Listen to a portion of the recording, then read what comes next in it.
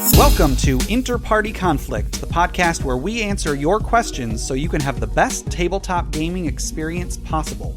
My name's Gabe. And I'm Jeff. And we're going to answer your questions. But first, how are you doing today, Jeff? Not too bad. How about yourself? I'm doing pretty good. We had a pretty good response to our first episode. Got a bunch of people listening to it.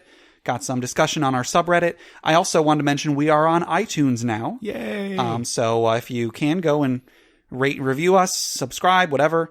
Also, we have a website, interpartyconflict.blogspot.com. That's where we're going to be putting our show notes, as well as a list of questions that have been asked on the podcast. So last week we mentioned Hero Forge.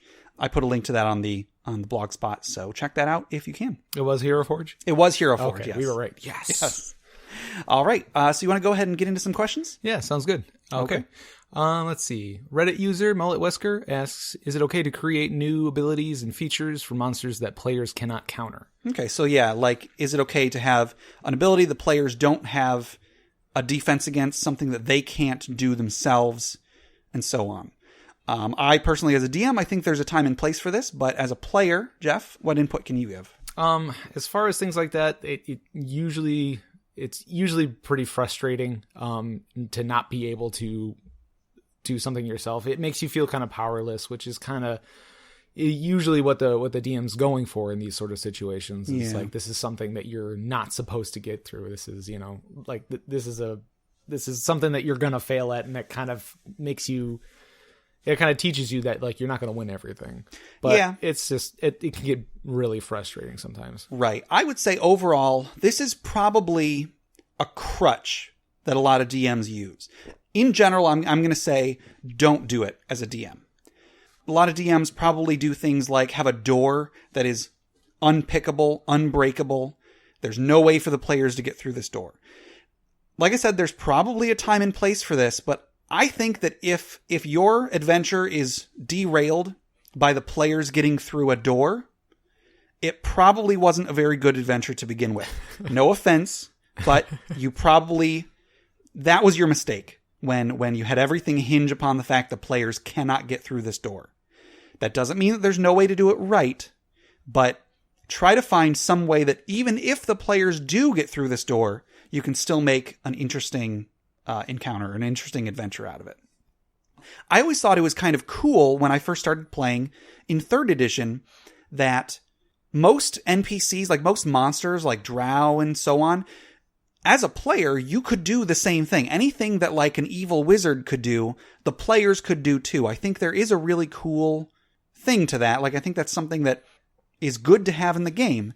That being said, I do think it can add to the magic or the mystery of the game when you don't know that the villain is just another player character, essentially. There's some good that can come from having a different set of abilities and such for monsters. But I think overall the game is better when it is fair across the board. As a DM, you can always just add things onto your monsters. So if you can have a compelling adventure, a compelling villain without doing that, I think you're a better DM for doing that.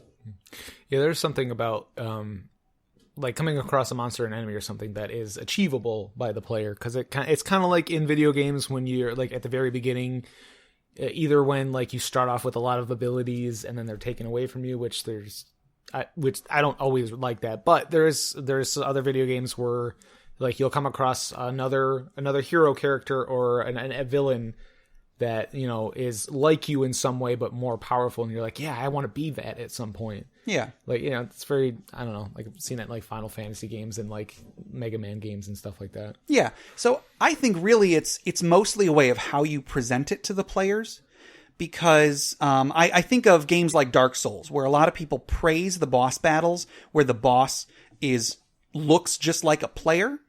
But at the same time, even when you are facing a boss that looks just like the player, he's not really following all of the same rules that the players have. So I think even if you are going to put in an ability that the players do not have a counter for, you have to work harder as the DM to not make it seem cheap. Because as the players, it's not fun to have something new thrown at you that there's nothing you can do against. There's nothing that you can you can combat it with. When it's done incorrectly, it just feels like the DM is cheating. And it's I have similar situations in video games as well, where it's like the game is cheating. It's cheating. Like right. If I can't beat it in the way that the game wants me to play, it feels cheap. Right. But it can be done right, because it can, if you're really trying to convey that, that sense of powerlessness to the players, just to kind of like kick them in the butt that one time at the beginning of the campaign, so that they can come back more triumphantly the next time they fight that guy or something like that. Yeah. I think there's a lot of things that narratively work well that don't work as well in a game where the players are supposed to have agency. Like you said, if there's, you get your butt kicked and then you come back later on, that's really cool narratively. It can be really hard to do as a DM though, because for various reasons in D&D, when the players have agency, when the players are able to, do all sorts of things, they're not really going to accept just being beaten. So I don't know. There's a lot of ways, a lot of things that you as the DM have to do differently than if you were just the author of a story. I think one thing that is very similar to this is when a video game will have a combat where you are scripted to lose, where you literally cannot beat the enemy and they knock you down and then you wake up in a jail cell or whatever. I think that, similar to what I was saying before, there's a way to do it right and a way to do it wrong. Most people probably do it wrong. Functionally, that is exactly the same as a scripted cutscene where the player loses. Now, granted, people don't really like scripted cutscenes where the player loses, especially when you had the upper hand before the cutscene. So, if that's what you're going for as the DM, you should probably either cut it out or find some other way to do it. Because, like I said, a lot of things that work in fiction don't really work when the players have control over their characters. Mm-hmm. So, in general, just to answer the question, I would say try not to create new abilities and such that players can't counter. Because as a player, even if the DM has the best intentions, as a player, it's not going to be fun all the time. Sometimes it will. There's ways to do it right, but I would say most DMs don't know how to make that happen. Next question is from Reddit user Zeus and his beard. How do you deal with rule lawyers? So players or people that are stickler for the rules, that are always quoting rule books and things like that. Yeah, this is a good question. Now, I think, again, as the DM, it's very easy to get irritated with rules lawyers because you want to just have this game go the way that you want. You want to, create a compelling story for the players, and it's not easy. It's not fun when a player is constantly saying, excuse me, that wouldn't happen, because it, like I said, you're creating the story and you want it to go a certain way. So when the rules, that voice is really bad. I'm sorry. That's all right. It's all right. The rules don't always conform to what you want. Now, you can always house rule stuff and so on and so on. That's not always a good answer to rules lawyers. The thing that is important to remember as a DM is that rules lawyers are your friend. Now, it may not seem like it because, like I said, you're creating this story and you're trying to do this thing, and they keep butting their head in. But think of it this way. You're playing this game with, hopefully, your friends, and there's the unwritten assumption at the beginning that you all are going to be following these rules that are in the book. You cannot fault someone for learning those rules and wanting to stick to the rules that all of you agreed upon. So try to get the idea out of your head that these people are bad. They can, of course, go too far. There's always, the players that kind of miss the point. The point is to have fun. And I think that if the rules ever get in the way of having fun, you should, toss that rule aside. That being said, if there is something that you're doing wrong, whether it's on purpose or by mistake, maybe there's a way that you can do it right and still have it be just as fun. So when a rules lawyer comes and tells you you're doing something wrong, first off, I think the rules lawyer made the mistake right there. When I'm a player, if all the time DMs will do something differently, either intentionally or unintentionally, I never stop the game. The game should never stop so that you guys can argue about rules. That right there, everyone at the table has just failed when that happens because nobody is taking time out of their busy schedule to come and argue about rules. They're coming to have fun playing a game with their friends. So when a player notices that there's a rule that is not being followed, what I do personally is I'll wait until the current thing, the current ability check or battle or whatever is over.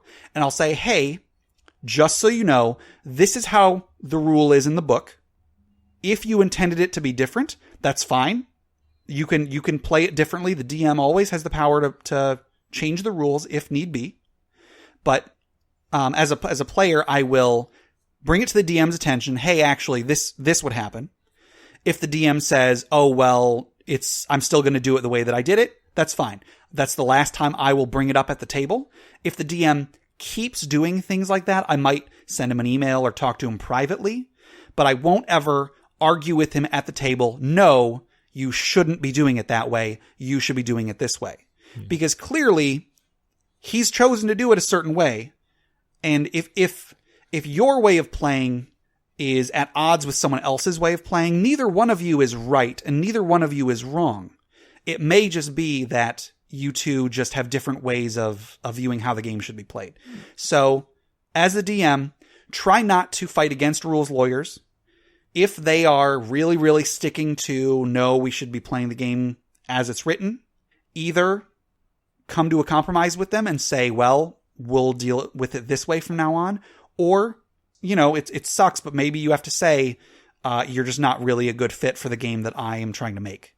Because if you are playing a bit looser with the rules, that's fine. That's the way that you want to play. So if the player doesn't like that, then it may not be a good fit.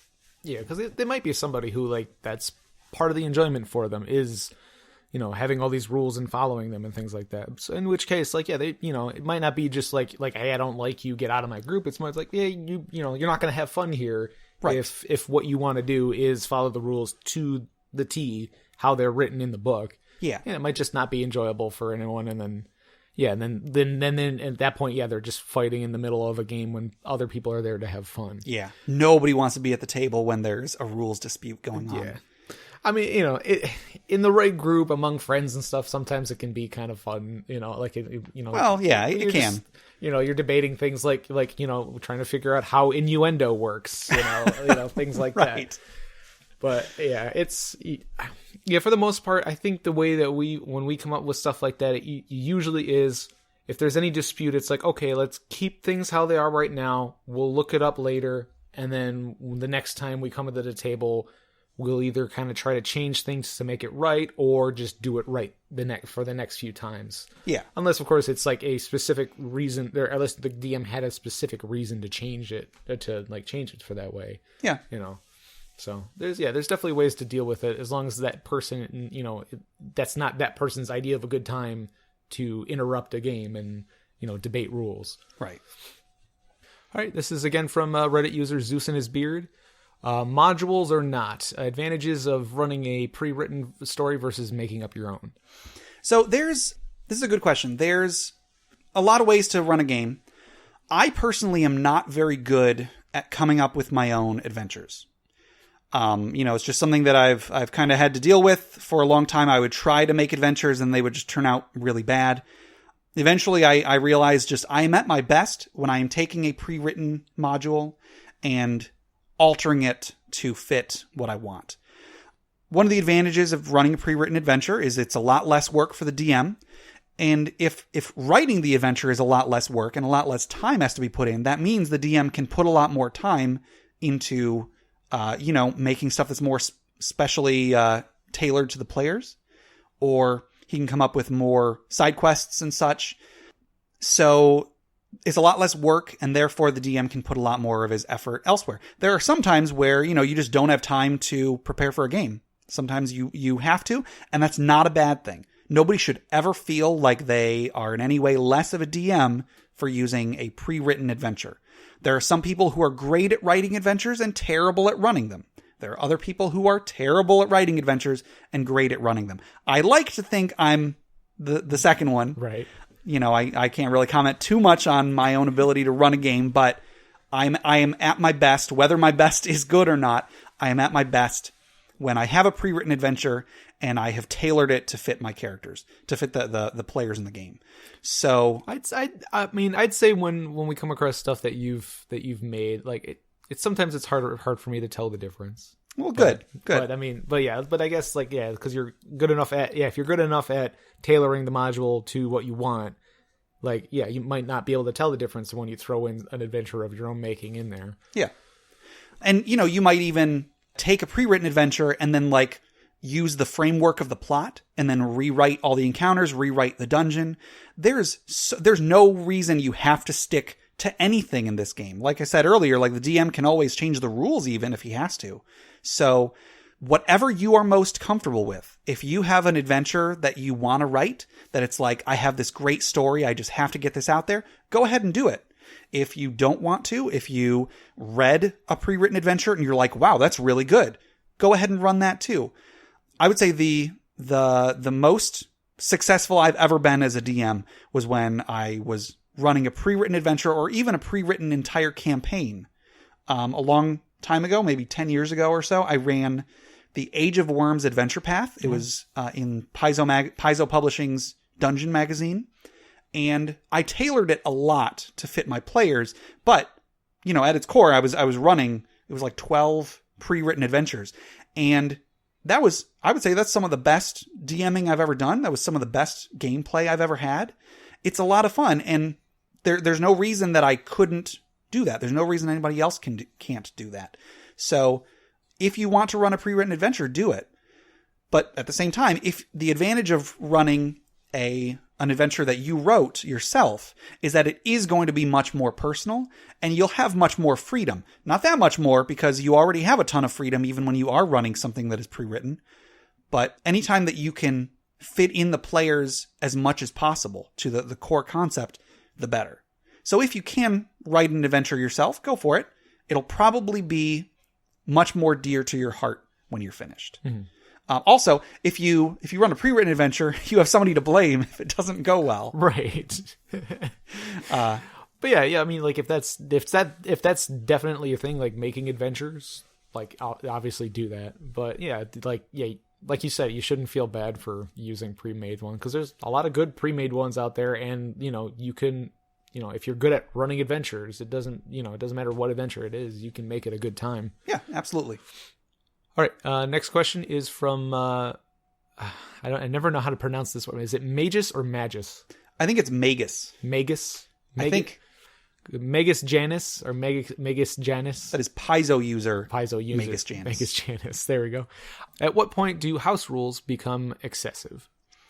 I would say the answer to this question is whenever you feel they are excessive. I once played a game in a group a while back where it was ostensibly a 3.5 game, but then they handed me this binder of house rules. Oh my. The binder was twice as thick as the player's handbook. And I mean, flipping through this thing, it was pretty cool. I'm going to be honest. There were rules on playing Moogles as races. They had rules on how to have a political battle. Okay. You had feats and class abilities that you could use in a debate. And that's such a cool concept. I have never before or since seen something like that in a game. But then there was also all of this other stuff, all of these factions that existed, all of this campaign setting stuff, most of which was, not much of it was original. Not much of it was written by the DM. Almost all of it was cobbled together from this campaign setting book here and this third party rule book here, this complete other RPG there. And it kind of reminds me of just how modded out games like Skyrim can get. Yes, definitely. You throw so much stuff together, it becomes a different game entirely. You're watching somebody that's playing Skyrim, and they're in the Mushroom Kingdom throwing a Pokeball against a dragon that looks like Macho Man Randy Savage. Right. So when you get to a point... the tank engine, that is terrifying. Right. So when you get to a point where, I would say, when the house rules are not easily explainable to someone in a couple breaths. Yeah. If you can't write out your house rules on like one page of paper, it's too much. Some people might even say at that point it's already too much. Other people might say, the more house rules, the better.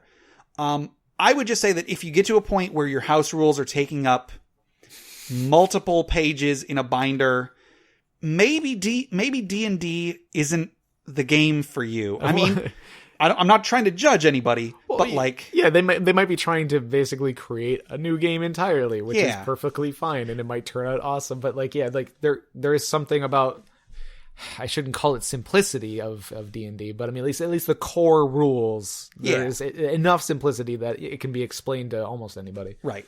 I'll be honest, like, if I'm thinking about joining a new group and I find out that they do have a whole lot of house rules, or that they're playing D&D, but they're using the character creation system from this other system, it will turn me off a little bit. That's probably a bias of my own that I should try to get over, but just my knee-jerk reaction is to try to want to play a game that requires as little outside prep as possible. If I know the rule set and I can play the game just knowing the rule set, that's awesome. If I need to also learn a bunch of other stuff, it's going to make me less interested in playing that game. Yeah, when there's more work involved to play the game, it's less likely to play it. And it's just, there's just more hurdles can just get in the way of people having fun. Yeah, and really that's what it's about. It's about having fun. If you're playing D&D and you just want to throw in Moogles and Chocobos and Thomas the Tank Engine, go for it. Whatever you find fun, that's awesome. Just be aware that the more house rules you have, the more players might be a little bit turned off from using them. Mm-hmm. That's one more thing. Like this huge binder of house rules, that's so cool, but there is no way I am going to remember all of this other stuff. I would love to use some of those factions and some of that stuff that's in there, but like, I'm not going to remember. I'm already having trouble remembering, which edition of power attack I'm using. So or how grappling works. Exactly. Oh my goodness. We'll get to grapple. Yeah. Well, I think we'll get to that. That'll have its own episode, I think. Yes. So just try to keep it as simple as possible. But whatever you find fun, do that. Just be prepared for whatever consequences come from it. Yeah. Next question. This is again from Reddit user Zeus and his Beard. How do you get new players to roleplay more? That's a great question. I would say my best advice is to lead by example. I am not a great role player. Me neither. I am much better than I was when I first started playing D&D, and I'll explain how I got better. And not just about role playing. This actually applies to a lot of stuff when it comes to playing a game like this. When I first started playing D&D, I mentioned previously that I was in this group. They were not very good. Most of the adventures consisted of, okay, you guys are in a tavern. You find out there's some treasure. Roll initiative. And then we would just kind of like fight a battle. And maybe there would be like a dungeon that would be like, an intersection with two different hallways. And that was the extent of the dungeon. That was all the experience I had when I eventually started DMing myself. And as a result, I was very bad at a lot of things that separate a good DM from a bad DM. One thing that I was really bad about was I would always say no to players. We already kind of covered saying no in the previous episode. I would say no to everything. Like that, that's one thing that I would always do. If the players suggested something that I had not planned for, no, it doesn't work.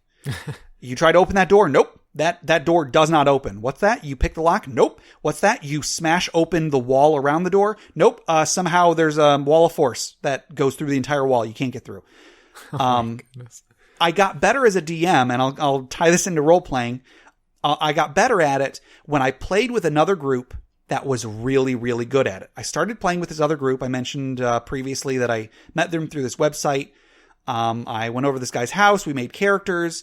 I mentioned we had that encounter with those Ankegs where like we borderline had a TPK at one point, and that was the only encounter we had the entire like 6-hour session, and that encounter came like 4 hours in. The entire rest of the time we were role playing. Now, I wasn't doing a ton of role playing at that point because I didn't really know what I was doing. I was kind of just like sitting there staring at my character sheet. But the other people in the group, they were talking to NPCs. They were talking to each other. They were, just talking about all sorts of things that I hadn't ever been exposed to with my previous group. So seeing how they played the game, seeing how they handled a lot of things for players and for DMs, seeing how the game is played right allowed me to follow suit. And in the following sessions, I was able to come out of my shell more. I was able to interact with the other players a lot more, interact with the NPCs. So although I still don't think that I'm a great role player, I am way better than I was before that. And it's entirely because I saw how people do it. I saw how you role play, and that's how I was able to do it the same way. For myself, I'm just a terrible role player. I'm not, I'm not the worst player overall, but as far as role playing go, I usually tend to sit in silence for the most part. I'll get into my character every once in a while, but I don't know. It's just, and for me, and I'm sure a lot of people who play this game, I have a bit of social awkwardness, and people who tend to play video games and tabletop games are usually, people who are at least somewhat socially awkward. At least that's the, that's one of the, at least the stereotypes of a tabletop player. It's unfortunate, but it is true. Yeah. We do things like this because we, it's more in keeping with the sort of stuff that does interest us and the type of interactions with other people that we're most comfortable with. Yeah. So, but it's, for me, it's a little difficult sometimes to get into role playing just because, I have my own awkwardness, but it's as far as to help new players with role play more. Yeah, I guess lead by example sort of things. Because some of the people that you played with, and I've played with them every once in a while.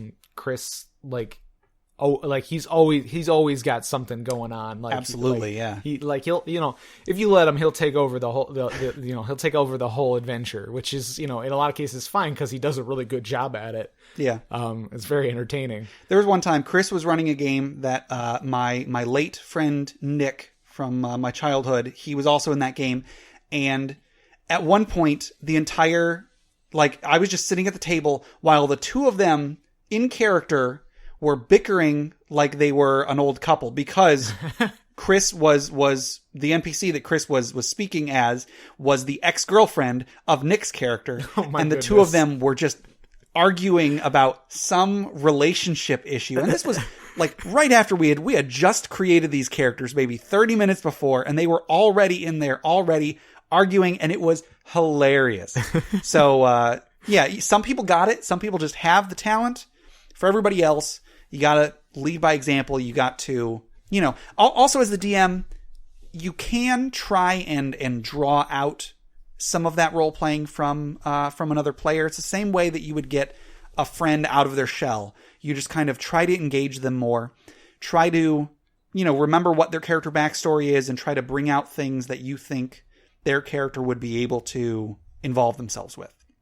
And it'll take time. Yeah. But over time, they'll get more comfortable with doing certain things with their character and so on.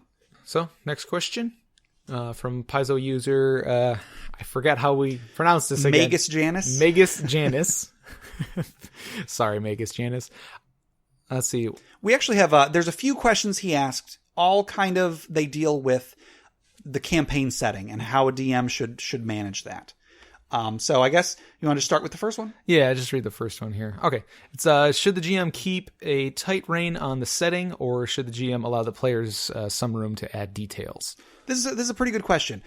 Of course, the answer is probably going to be a little bit different depending on whether this is a setting that the GM came up with himself, if it's a homebrew setting, or if it's an established setting that the DM knows very well. I would say if it's an established setting, the DM is probably going to be less willing to compromise on things. They're going to be less willing to let players change details. Because I think there's on some level, you feel like this is somebody else's work and it was probably made the way it was for a reason. Whether you should have this attitude or not, that's a different issue. In general, I'm going to say you shouldn't have that attitude. You should try to incorporate the players as much as is reasonable. whatever feels reasonable to you, let them change details if they have to. Keeping the integrity of a campaign and keeping your players involved in the campaign are both very, very high on your priorities as a DM. The more that you can keep the players feeling like they're in an established world, the more that they can feel like they're in a real, living, breathing world, the better. That being said, the more you can let your players feel like they are part of that living, breathing world, the better. So it's really hard to know which is more important. They're both very, very important. But I would say most of the time, try and keep the integrity of the world number one, and then at a very, very close second, involve your players. Yeah, I can think of times where we'll basically like make up NPCs on the spot for our own characters to interact with. Yeah. And like that can be really awesome for making the player feel a part of that world. So where if it's just, somebody they know on the street or a loved one of that character, and and you can find a way to tie that into the story of the campaign. But taking it too far would basically be if that player is like, okay, I know somebody, I know a guard in this dungeon that we're going into, and he told me about where the back door was and things like that. It's like, oh, all right, like that's too much that's too much player input on the adventure. Right. If they're trying to use it to get a benefit, then you should try and figure out what that benefit is first. I'm not saying you should never let them get a benefit. Yeah, like a mechanical benefit for sure. Like, it's something that's going to give them an advantage, in the game's mechanics. Right. I had a player that I think we may get to a little bit later. I had a player that it was in a homebrew game. Now, sorry, a little tangent here. If it's a homebrew setting, it should be a little bit easier to allow players to bring in their own things. I say it should be because it's not always. Sometimes you might feel even more like your own creation should stay the way it is. Try not to have this attitude, because who are you creating this world for if not the players? That being said, if it's a homebrew setting, you can probably try to find a little bit of a way to fit in what your characters want. I had a player who he was like, I want my character to start a gang. And I didn't necessarily want this because I felt like he was probably going to try to use it for some kind of a mechanical benefit. He might try to say, oh, my character has more money because he has a gang. You don't want that. But then there were times where story-wise, I would be like, well, wait a minute. Maybe he would know about what's going on in town because he has this gang. They probably know things. And so I could use that to my advantage. I think if you ever do say no to a player, similar to what we talked about last episode with saying no in general, your answer should never just be no. Like, no, your character can't start that gang. No, your character doesn't know that guard who knows the back door into the dungeon. Instead, you should work with the player to find a way to make it work. If it's an established campaign, maybe what they're suggesting is very similar to something that already exists. And with a little bit of tweaking, you can instead make it so that, no, you didn't start a gang, but you are a part of the turtle gang or whatever. There's something in that already exists that you can incorporate it in. And if it's something that's homebrew, maybe you can say, okay, yeah, you do start a gang. And then you as the DM can find ways to integrate that into the story as the game goes on. So to answer the question, should they keep a tight rein or should they let the players have some room? The answer is yes to both. That's difficult, but try to balance them. If you absolutely have to go with one, then try and keep a tight rein a little bit more than giving the players freedom. Yeah, just to keep everything on the rails so things don't go crazy and then everybody get like, you don't want the player to control the entire campaign, basically. Right, but at the same time, if a player does feel like they have a noticeable impact on the world, that is the best feeling that the player can have, and you as the DM, that is the best feeling you can give them, is to make them feel like their decisions matter. Like, you mentioned Skyrim earlier. I personally haven't played Skyrim, but I've played Oblivion. I've played the Fallout games. I'm sure everybody can agree that it's kind of lame when you do all of this stuff in the game. You feel like you should be top dog in the entire world, and NPCs still treat you like you're just some random person. Now, a lot of the time in those games, the developers will put in small references to accomplishments the player has had, but it's so cool when a game does something that you actually feel like you changed the world, beyond just a line of dialogue overheard as you're walking through a market or something. So if you can get your players to feel like they have an impact on the world, that is so awesome. So do it. Mm-hmm. The next question from Magus Janis, we kind of already mentioned, we already kind of answered. It's, should a GM alter the setting heavily to make it more palatable to players who have issues with some or even many elements? Again, I would say try to incorporate the characters as much as possible without giving too much sacrifice to the integrity of the setting. That being said, I think this question is more about if a player doesn't like something that's in the setting, try to find out why they don't like it, why they have issues with it.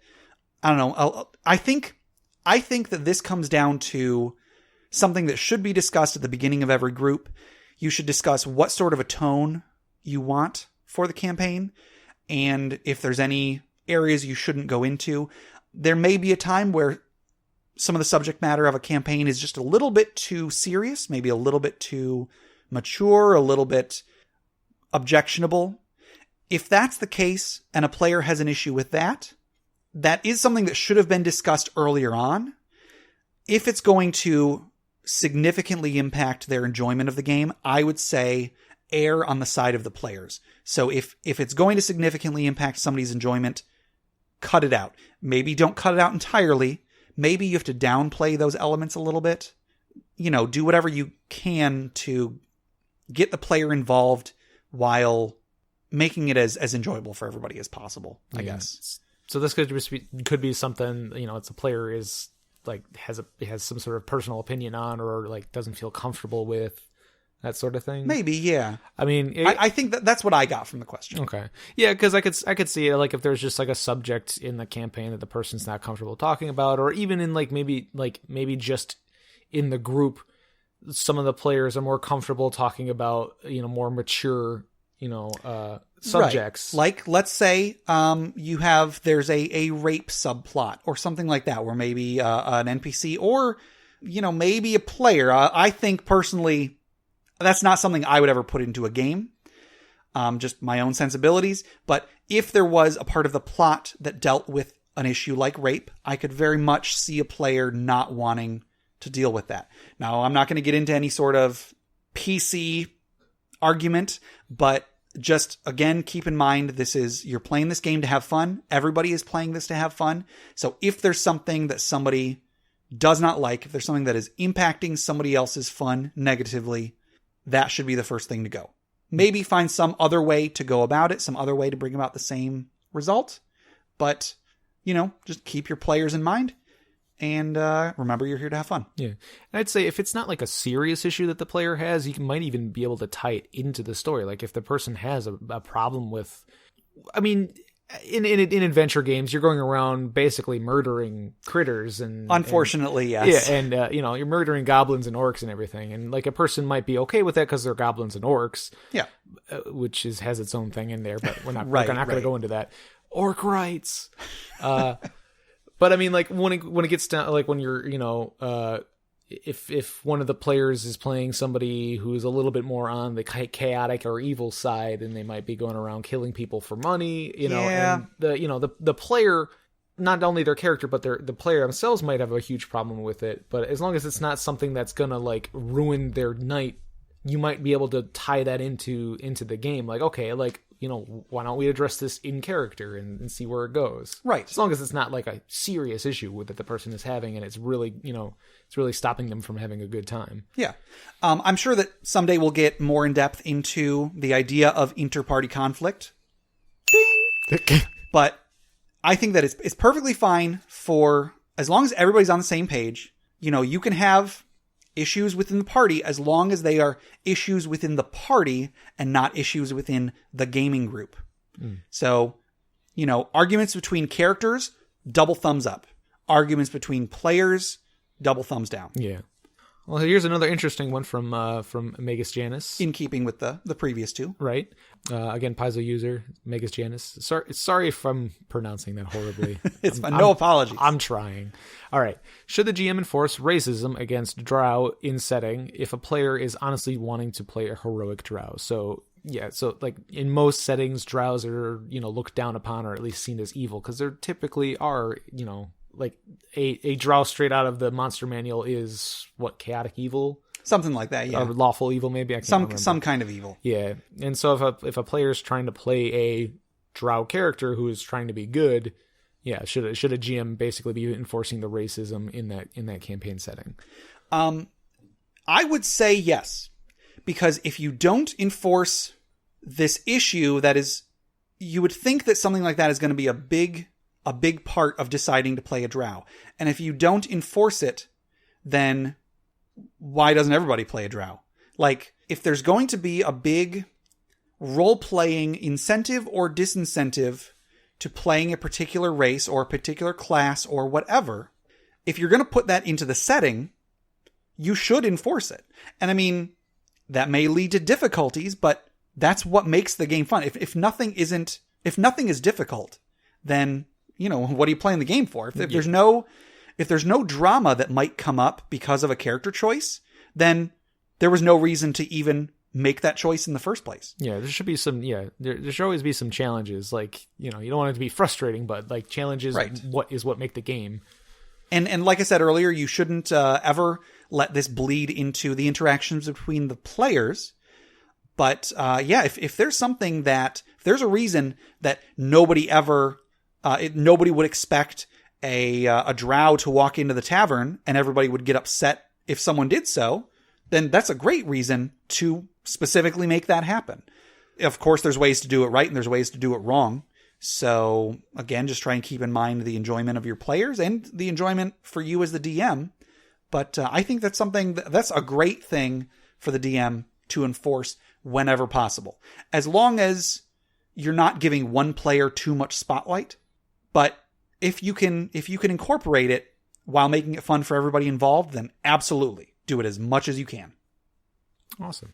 Let's see. I got Paizo user Baron Aram Heshvon. Okay. I actually mispronounced it last time. Heshvon? So okay. Yeah. So yeah, Paizo user Baron Aram Heshvon asks, how old do you have to be to roleplay in a tabletop game? That's a good question.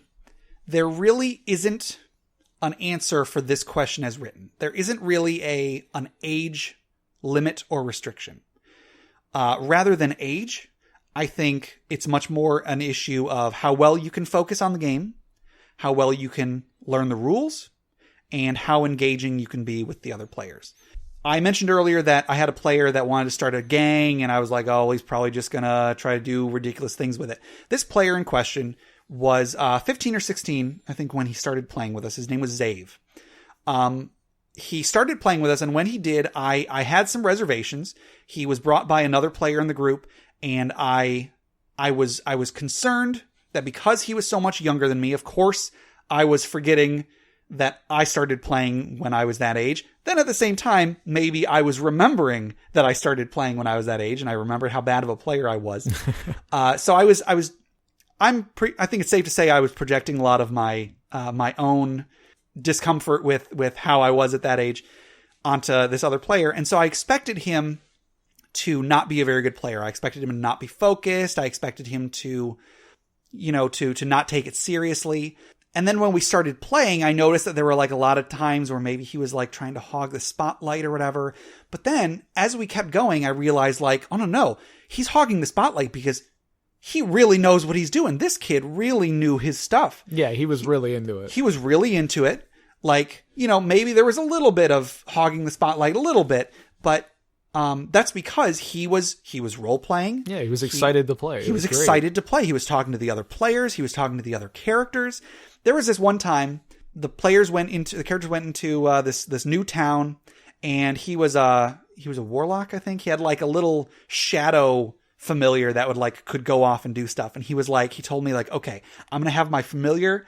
He's going to go and he's going to steal some keys off of the jailer in the town jail. And I'm thinking to myself, what in the world is this kid doing? Does he not realize that if he goes around stealing stuff, bad stuff's going to happen? Whatever. So then I said, okay, fine, whatever. He steals some keys. Yeah, you do it. It works. Fine. And then later on in the session, he's doing some more like blatantly illegal stuff. And I'm thinking to myself, all right, I gotta enforce, I gotta have this be a consistent campaign. I've got to enforce the laws on this kid. So his character ended up getting arrested and thrown in jail. And then he taps me on the shoulder and he's like, remember earlier when I stole that key? And I was like, you, all right, you did it. You surprised me. I got nothing I can say to that. So, he was probably a bit more carefree than I would have been nowadays, but that's just because, he's new to the game. He learned the rules.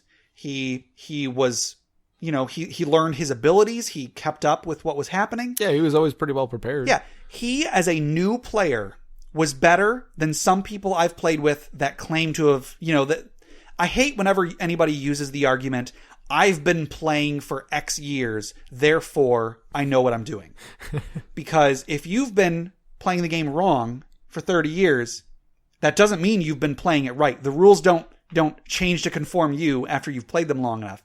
So this kid who had just started playing the game was so much better than some people that have been playing the game for years and years.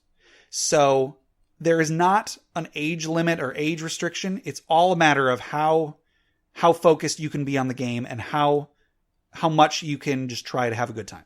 There is something to be said about age, though, when it comes to like availability.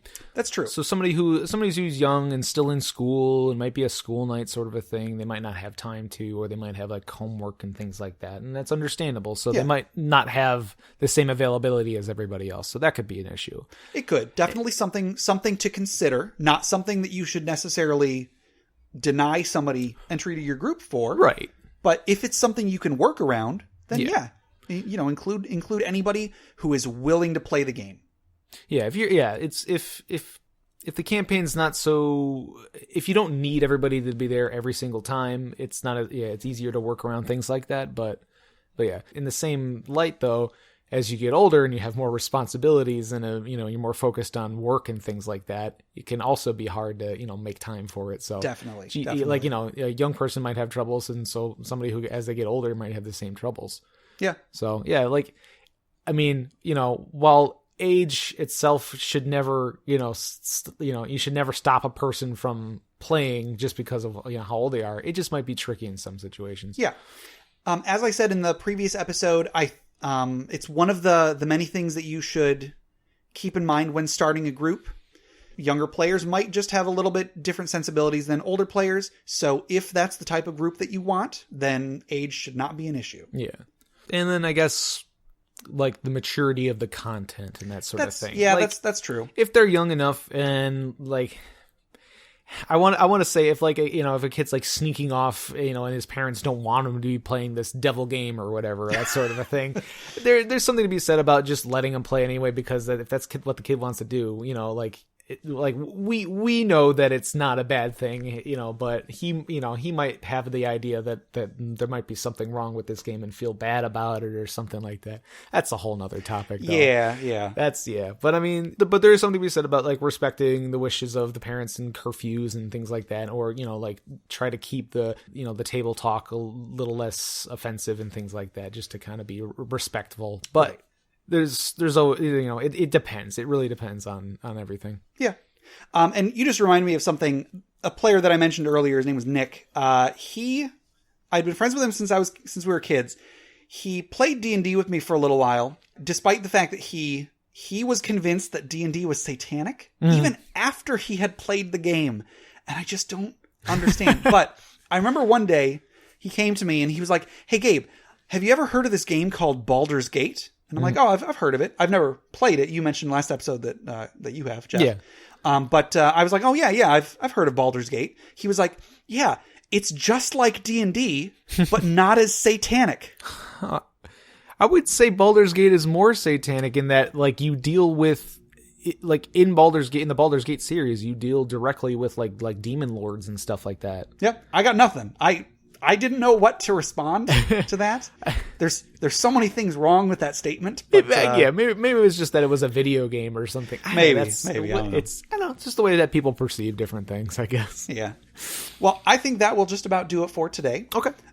Before we go, I just want to mention that, as I said earlier, we are now on iTunes. Woo! So please rate, review, and subscribe to us.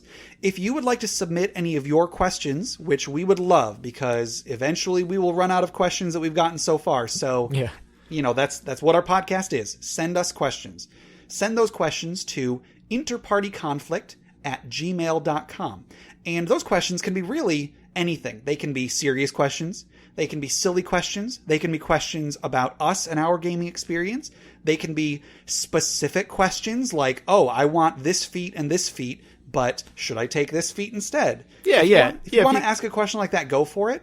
Just if it's very rules oriented, make sure you let us know what edition you're playing, so that we can, reply as best as possible. Right. Yeah. I'd love to answer people's questions about, like, building characters and stuff like that. Absolutely. That's my bread and butter. So any question, and heck, if there's a question that's already been asked, go ahead and ask it again, because I guarantee there will be more stuff we have to say. Right. In editing the last episode, I thought of so many more things I could have said on how to speed up combat. Right. Someday we'll get back to it. Ask us whatever questions you want. Or heck, we might just forget that we answered that question and just, whatever. Yeah. Speaking of which, actually, we also have a website, InterPartyConflict.blogspot.com. That is where we will be keeping a running list of all of the questions that have been asked, as well as any show notes. So last week we mentioned Hero Forge. I put a link to Hero Forge on there. So check with that. We also have a subreddit, reddit.com/r/interpartyconflict. Come there and discuss with us. I've been putting up weekly questions for you guys, like what's your favorite class to play? What's the worst player you ever played with? And so on. We also have a Facebook group, facebook.com/interpartyconflict. And yeah, we're on iTunes, Stitcher, and probably a bunch of other places that I don't even know.